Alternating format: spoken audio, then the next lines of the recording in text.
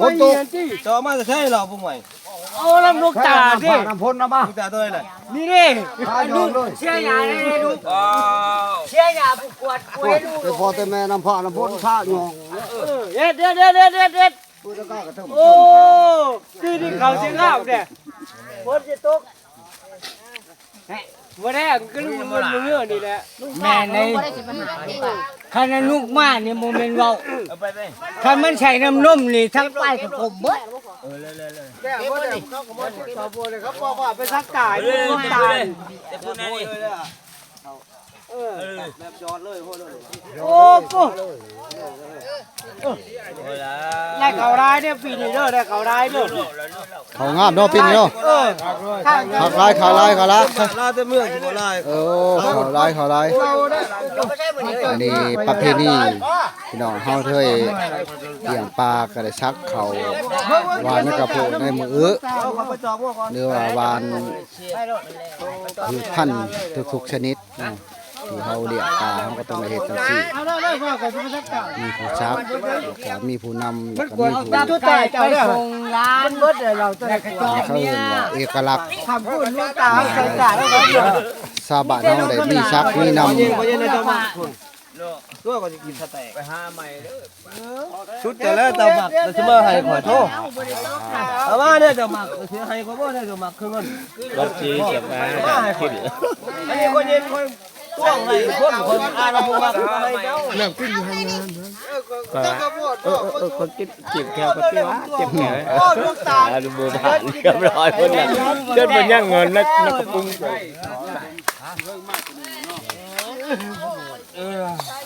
เอ็ดเนาะคอยสิไปเอาใครว่าไม่เรียกว่าเนี่ยถ้าเขาบอกเนี่ยนี่ไม่ได้จะถูกไปเขาตัวเดียวได้ไงไปเอาดำเราว่าหมดเลย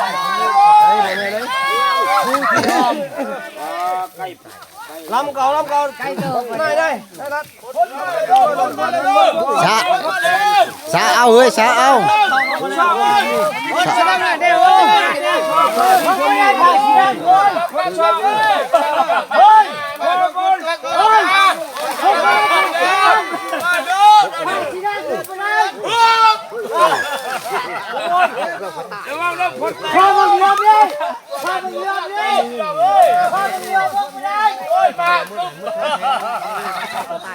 องลาแล้วฉันบอกอะไรฉันบอกอะไรพ่อมึงเยอะมึงไม่ได้คอยรักมึงเป็นไรมันลงเลยชอบแล้วตายแหล่เลยบ้างเจ้าดีห้องเทพดาเฮ้ยลูกสะพ้ายเจ้าดีห้องเทพดาจังว่าจะใช้ชีแรก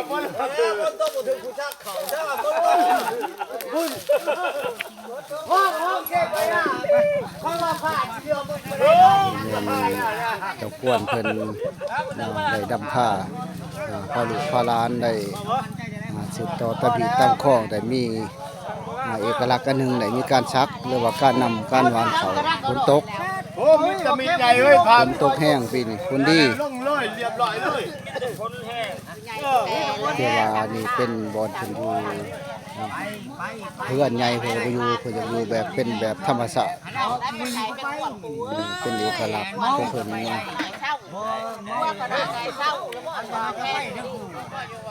บอยไฟพออะไรครับผมอยากไปว่า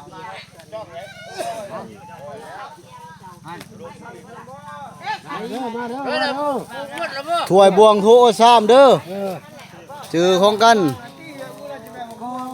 พี่ละเถื่อพี่ละครั้งพี่ละมือเอามาเข้ามาอำลาเพื่อนเข้ามาลูกหลานมาเด้ออำลาไปเขาจ้ะไปเขาลูกหลานนี่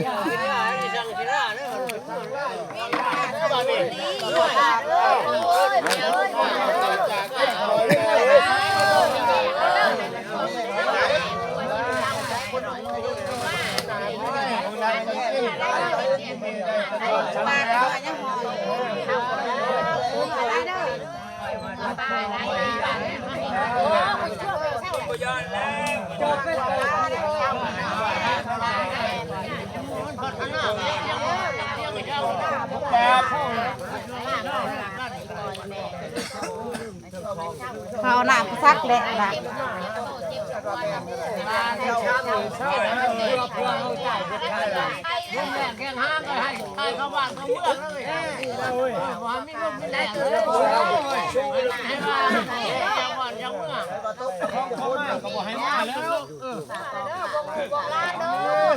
เขาได้ได้ก็ดีได้ได้ถึงหัวต้องนี้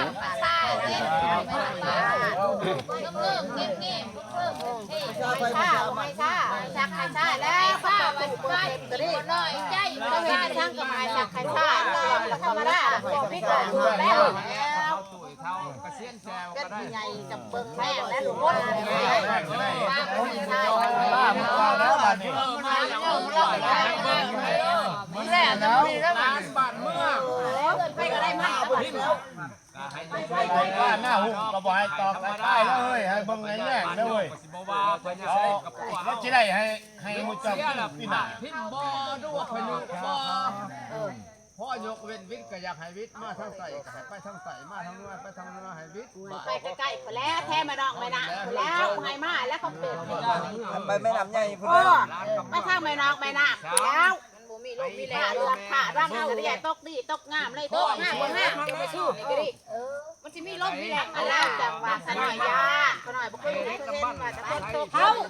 แหล่ที่เขาจะพูดถึงโอ้ยประเดี๋ยวเราแหล่ล่องแต่เที่ยงล่องนอนอยู่กลางคุณเขาพายฉัน